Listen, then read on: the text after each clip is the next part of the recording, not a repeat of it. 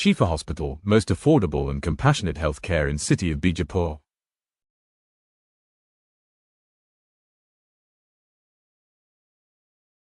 ಎಲ್ರಿಗೂ ನಮಸ್ಕಾರ. ಇವತ್ತು ನಾವು ಮಾತಾಡೋಕೆ ಹೊರಟಿರುವ ವಿಷಯ ಇದೆಯಲ್ಲ, ಇದು ಯಾರ ಜೀವನದಲ್ಲಾದರೂ ಬರ್ಬೋದು. ಮತ್ತೆ ಇಲ್ಲಿ ಒಂದೊಂದು ನಿಮಿಷ ತಡವಾದರೂ ಜೀವನದ ಒಂದು ಭಾಗವನ್ನೇ ಶಾಶ್ವತವಾಗಿ ಕಳೆದುಕೊಳ್ಳುವ ಅಪಾಯವಿರುತ್ತೆ. ಹಾಗಾದ್ರೆ ಬನ್ನಿ, ಬ್ರೈನ್ ಅಟ್ಯಾಕ್ ಅಂದ್ರೆ ಏನು ಅಂತ ವಿವರವಾಗಿ ತಿಳಿದುಕೊಳ್ಳೋಣ. ಒಂದು ಕ್ಷಣ ಯೋಚನೆ ಮಾಡಿ, ಬ್ರೈನ್ ಅಟ್ಯಾಕ್ ಅಂದ್ರೆ ಪಾರ್ಶ್ವಾಯು. ಅದರ ಲಕ್ಷಣಗಳ ಬಗ್ಗೆ ನಿಜವಾಗ್ಲೂ ಗೊತ್ತಿದ್ಯಾ? ನೋಡಿ, ಹಾರ್ಟ್ ಅಟ್ಯಾಕ್ ಅಂದ್ರೆ ಎದೆನೋವು ಬರುತ್ತೆ ಅಂತ ಎಲ್ರಿಗೂ ಗೊತ್ತು. ಆದರೆ ಮೆದುಳಿಗೆ ಅಟ್ಯಾಕ್ ಆದಾಗ ಏನೆಲ್ಲ ಆಗುತ್ತೆ? ಹೆಚ್ಚಿನವರಿಗೆ ಇದ್ರ ಬಗ್ಗೆ ಸರಿಯಾದ ಮಾಹಿತಿ ಇರೋದಿಲ್ಲ. ಒಬ್ಬ ಅನುಭವಿ ವೈದ್ಯರ ಈ ಮಾತನ್ನ ಸ್ವಲ್ಪ ಗಮನ ಕೊಟ್ಟು ಕೇಳಿ. ಇದು ಕೇವಲ ಒಂದು ವಾಕ್ಯ ಅಲ್ಲ, ಆಸ್ಪತ್ರೆಗಳಲ್ಲಿ ಪ್ರತಿದಿನ ನಡೆಯೋ ಒಂದು ಕಠೋರ ಸತ್ಯ. ಜನ 2-3 ದಿನ ತಡವಾಟಿ ಬರ್ತಾರೆ, ಅಷ್ಟೊತ್ತಿಗಾಗಲೇ ಆಗೋ ಹಾನಿ ಪರ್ಮನೆಂಟ್ ಆಗಿಬಿಟ್ಟಿರುತ್ತೆ. ಸಮಯ ಅಂದ್ರೆ ಎಷ್ಟು ಅಮೂಲ್ಯ ಅಂತ ಇಲ್ಲಿ ನಮ್ಗೆ ಗೊತ್ತಾಗತ್ತೆ. ಸರಿ, ಹಾಗಾದ್ರೆ ಏನಿದು ಬ್ರೈನ್ ಅಟ್ಯಾಕ್? ಸ್ಟ್ರೋಕ್ ಅಂತಾನೂ ಕರೀತಾರಲ್ಲ, ಅದು ಯಾಕಿಷ್ಟು ಗಂಭೀರ? ಈ ಇಡೀ ವಿಶ್ಲೇಷಣೆಯಲ್ಲಿ ನಾವು ಒಂದು ಮುಖ್ಯವಾದ ಮಾತನ್ನ ಪದೇ ಪದೇ ನೆನಪು ಮಾಡಿಕೊಳ್ಳೋಣ. ಅದುವೇ ಸಮಯವೇ ಮೆದುಳು. ಇದರ ಅರ್ಥ ಏನು ಅಂತ ಮುಂದೆ ನೋಡೋಣ ಬನ್ನಿ. ತುಂಬ ಸರಳವಾಗಿ ಹೇಳಬೇಕು ಅಂದ್ರೆ, ಹೃದಯಕ್ಕೆ ರಕ್ತ ಹೋಗೋದು ನಿಂತ್ರೆ ಅದು ಹಾರ್ಟ್ ಅಟ್ಯಾಕ್. ಅದೇ ರೀತಿ ಮೆದುಳಿಗೆ ರಕ್ತ ಪೂರೈಕೆ ನಿಂತು ಹೋದ್ರೆ ಅದನ್ನೇ ಬ್ರೈನ್ ಅಟ್ಯಾಕ್ ಅಥವಾ ಸ್ಟ್ರೋಕ್ ಅಂತ ಕರೆಯೋದು. ಯಾಕಂದ್ರೆ ರಕ್ತದ ಜೊತೆ ಹೋಗೋ ಆಮ್ಲಜನಕ ಸಿಗದೆ ಮೆದುಳಿನ ಕೋಶಗಳು ಒಂದೊಂದೇ ನಿಮಿಷಕ್ಕೂ ಸಾಯೋಕೆ ಶುರುವಾಗುತ್ತೆ. ಈ ಬ್ರೈನ್ ಅಟ್ಯಾಕ್ ಆಗೋಕೆ ಮುಖ್ಯವಾಗಿ 2 ಕಾರಣಗಳಿವೆ. ಒಂದ್ ಕಡೆ ಮೆದುಳಿಗೆ ರಕ್ತ ತಗೊಂಡು ಹೋಗೋ ನಾಳದಲ್ಲಿ ರಕ್ತ ಹೆಪ್ಪುಗಟ್ಟಿ ಬ್ಲಾಕ್ ಆಗ್ಬೋದು. ಇನ್ನೊಂದು, ಆ ರಕ್ತನಾಳವೇ ಒಡೆದೋಗಿ ಮೆದುಳಿನ ಒಳಗೆ ರಕ್ತಸ್ರಾವ ಆಗ್ಬೋದು. ಒಂದ್ ಬ್ಲಾಕೇಜ್, ಇನ್ನೊಂದು ಬರ್ಸ್ಟ್. ಆದ್ರೆ ಇಲ್ಲಿ ಗಮನಿಸಬೇಕಾದ ಅಂಶ ಏನು ಗೊತ್ತಾ? 100ಕ್ಕೆ 80ರಷ್ಟು ಸ್ಟ್ರೋಕ್ಗಳು ಆಗೋದು ಆ ರಕ್ತನಾಳ ಬ್ಲಾಕ್ ಆಗೋದ್ರಿಂದಲೇ. ಇದು ಯಾಕಿಷ್ಟು ಮುಖ್ಯವಾದ ಮಾಹಿತಿ ಅಂದ್ರೆ, ಈ ಬ್ಲಾಕೇಜ್ನಿಂದ ಆಗೋ ಸ್ಟ್ರೋಕ್ಗಳಿಗೆ ಒಂದು ಅದ್ಭುತವಾದ ಚಿಕಿತ್ಸೆ ಇದೆ. ಆದ್ರೆ ಅದಕ್ಕೊಂದು ಕಂಡೀಷನ್: ಸಮಯ. ಈಗ ಬರೋಣ ಅತಿ ಮುಖ್ಯವಾದ ಭಾಗಕ್ಕೆ. ಸ್ಟ್ರೋಕ್ನ ಲಕ್ಷಣಗಳನ್ನ ಆದಷ್ಟು ಬೇಗ, ಕ್ಷಣ ಮಾತ್ರದಲ್ಲಿ ಕಂಡುಹಿಡಿಯೋದು ಹೇಗೆ? ಇದಕ್ಕಾಗಿ ಒಂದು ಸುಲಭವಾದ ಜೀವ ಉಳಿಸೋ ಫಾರ್ಮುಲಾ ಇದೆ, ಅದೇ ಬಿ ಫಾಸ್ಟ್. ಈ ಬಿ ಫಾಸ್ಟ್ ಅನ್ನೋ ಪದದ ಒಂದೊಂದು ಅಕ್ಷರವು ಒಂದೊಂದು ಸೂಚನೆ ಕೊಡುತ್ತೆ. ಬಿ ಅಂದ್ರೆ ಬ್ಯಾಲೆನ್ಸ್, ಇದ್ದಕ್ಕಿದ್ದ ಹಾಗೆ ನಡೆಯೋಕಾಗದೆ ತೂರಾಡೋದು. ಇ ಅಂದ್ರೆ ಐಸ್, ಅಂದ್ರೆ ಕಣ್ಣು ದೃಷ್ಟಿ ಮಂಜಾಗೋದು. ಎಫ್ ಅಂದ್ರೆ ಫೇಸ್, ಅಂದ್ರೆ ಮುಖ, ನಕ್ಕಾಗ ಮುಖದ ಒಂದು ಸೈಡ್ ಕೆಳಗಿಳಿದುಕೊಂಡಂತೆ ಆಗೋದು. ಎ ಅಂದ್ರೆ ಆರ್ಮ್ಸ್, ಅಂದ್ರೆ ತೋಳು, 2 ಕೈ ಎತ್ತಿದ್ರೆ ಒಂದು ಕೈ ತನ್ನಷ್ಟಕ್ಕೆ ತಾನೇ ಕೆಳಗೆ ಬರೋದು. ಎಸ್ ಅಂದ್ರೆ ಸ್ಪೀಚ್, ಅಂದ್ರೆ ಮಾತು, ಮಾತಾಡೋವಾಗ ತೊದಲೋದು. ಕೊನೆಯದಾಗಿ, ಎಲ್ಲಕ್ಕಿಂತ ಮುಖ್ಯವಾಗಿ, ಟಿ ಅಂದ್ರೆ ಟೈಮ್. ಈ ಯಾವುದೇ ಲಕ್ಷಣ ಕಂಡ್ರೂ ಅದು ತಕ್ಷಣ ಆಸ್ಪತ್ರೆಗೆ ಹೋಗ್ಬೇಕಾದ ಸಮಯ. ಇಲ್ಲಿ ಒಂದು ಬಹಳ ಮುಖ್ಯವಾದ ವಿಷಯವನ್ನ ಎಲ್ಲರೂ ನೆನಪಿನಲ್ಲಿಟ್ಕೊಳ್ಬೇಕು.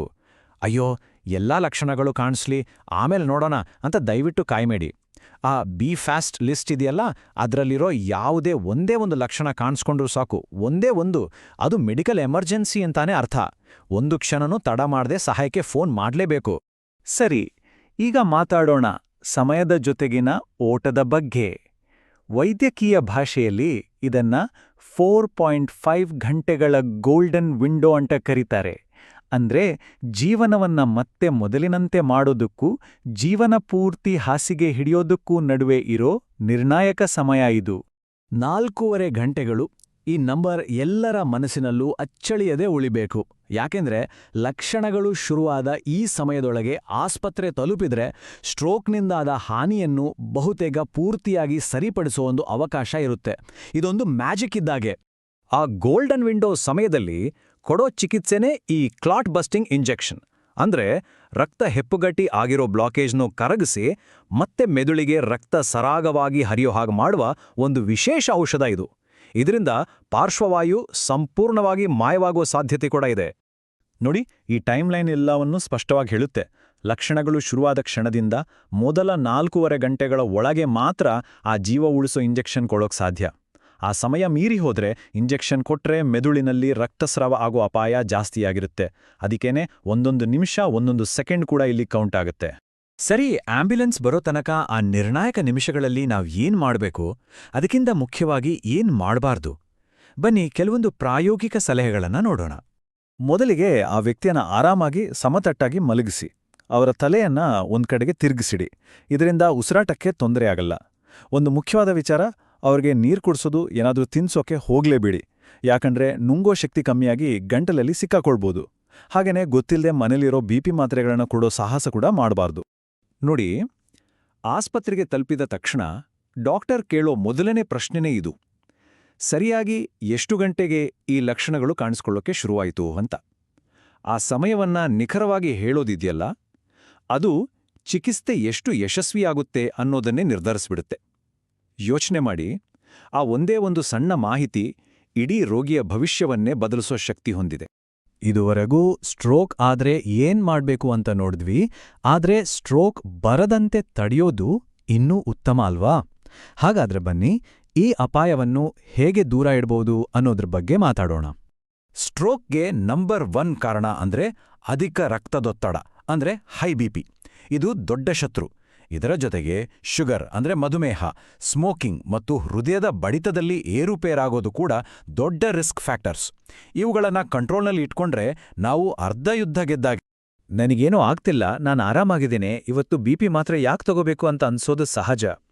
ಆದರೆ ನೆನಪಿಡಿ, ಹೈ ಬಿಪಿಗೆ ಸೈಲೆಂಟ್ ಕಿಲ್ಲರ್ ಅಂತಲೇ ಹೆಸರು.